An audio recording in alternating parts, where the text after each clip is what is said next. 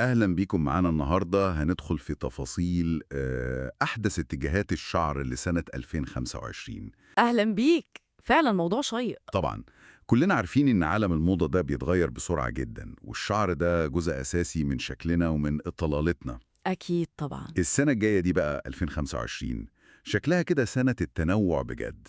يعني هنشوف الكلاسيكي راجع، ومعاه كمان أفكار جديدة وجريئة. امم هدفنا النهاردة إننا نستكشف سوا إيه أهم القصات والألوان، وكمان إزاي ممكن نحافظ على شعرنا. بالظبط، وفكرة التنوع دي هي فعلا أهم حاجة في 2025. يعني مش موضة واحدة وخلاص، لا، في مساحة كبيرة قوي للاختيار. يعني اللي عايزة ألوان جريئة هتلاقي، واللي عايزة درجات طبيعية وهادية برضو موجود. صح. ونفس الكلام في القصات، في العمل السريع وفي التسريحات اللي محتاجة شغل أكتر شوية. كل واحدة ممكن تلاقي اللي يعجبها ويعبر عنها. حلو قوي.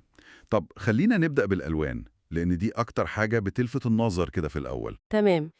المقال بيتكلم عن جرأة شوية في الألوان، يعني درجات زي الوردي والأزرق السماوي، وكمان ألوان الباستيل الناعمة لسه مكملة معانا. الباستيل دي ظريفة، بس كمان في عودة قوية قوي للون النحاسي.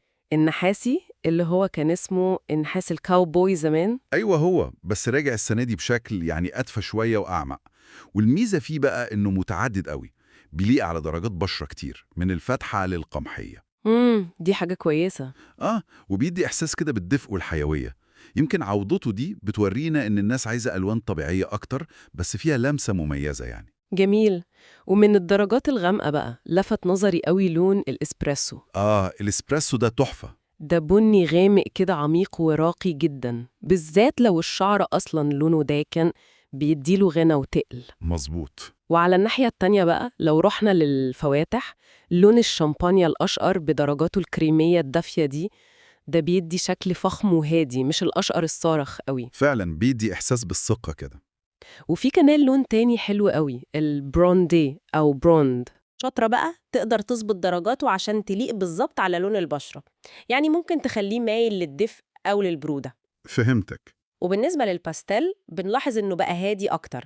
يعني بدل الألوان اللي بتزعق قوي بنشوف درجات وردي فاتح أو لافندر ناعمة كده، كأن في ميل للرقة أكتر. حلو قوي. والألوان دي طبعا عايزة قصة شعر حلوة عشان تبان، وده ياخدنا للقصات بقى. إيه الجديد في 2025؟ بصي، الملاحظ إن القصات الكلاسيكية زي البوب القصير والبيكسل الجريء راجعين.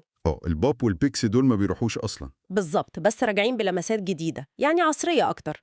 والطبقات أو اللايرز برضو لسه مكملة عشان بتدي حركة وحيوية للشعر. امم في قصة تحديداً اسمها برادا بوب أو برادا بوب.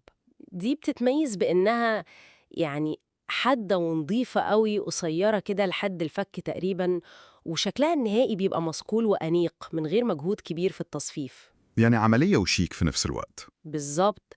الموضة العملية دي بتفرض نفسها يمكن عشان حياتنا بقت أسرع. وفي كمان البوب الفرنسي أو فرنش بوب. ده معروف. أيوة، بس النسخة الأحدث منه أنعم شوية وأقصر، وتحسيها كأنها مش متصففة قوي، بتدي إحساس بالخفة كده والعفوية الأنيقة. فهمتك. والقصة أو الغرة اللي زي الستارة الكيرتن بانجز دي مكملة معنا برضو؟ أكيد دي لسه محبوبة جدا. ميزتها إنها بتحدد الوش بشكل ناعم، وبتليق على أشكال وشوش كتير. وبتدي تغيير في الشكل من غير ما تكون حاجة جريئة قوي. مظبوط. ولو اتكلمنا على التصفيف نفسه بقى للمناسبات أو الخروجات، اللافت هو عودة تسريحات بريق هوليوود القديم، الأولد هوليوود جلام. الله، الويف الواسع ده.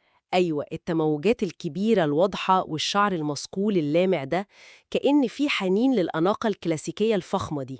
جميل قوي. والعكس تماما بقى، في اتجاه قوي ناحية الشكل الطبيعي المريح اللي هو ملمس الشاطئ أو البيتش تكستشر. ده حقيقي. الشعر الكيرلي أو المموج بشكله الطبيعي العفوي من غير محاولة لتنعيمه أو تظبيطه زيادة عن اللزوم.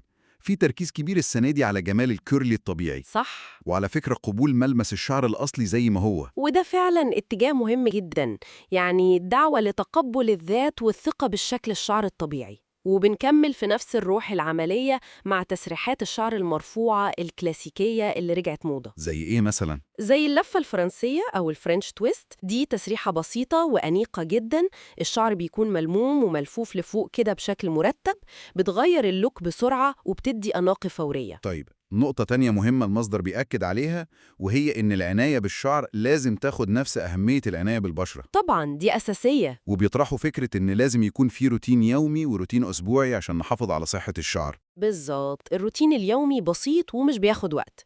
يعني غسيل بشامبو لطيف يفضل يكون خالي من السلفات عشان نحافظ على زيوت الشعر أو الصبغة لو فيه. وبعدين بلسم على الأطراف بس، وترطيب يومي خفيف بكريم أو سيروم حسب احتياج الشعر. والأهم بقى حماية الشعر وقت النوم، زي يعني؟ يا إما بربطات شعر تكون ناعمة، أو الأفضل كيس مخدة ستان عشان نقلل الاحتكاك والهيشان. فكرة حلوة دي. والروتين الأسبوعي بقى، ده بيكون للعناية العميقة شوية. ممكن مرة في الأسبوع حمام زيت مغذي. زيوت إيه؟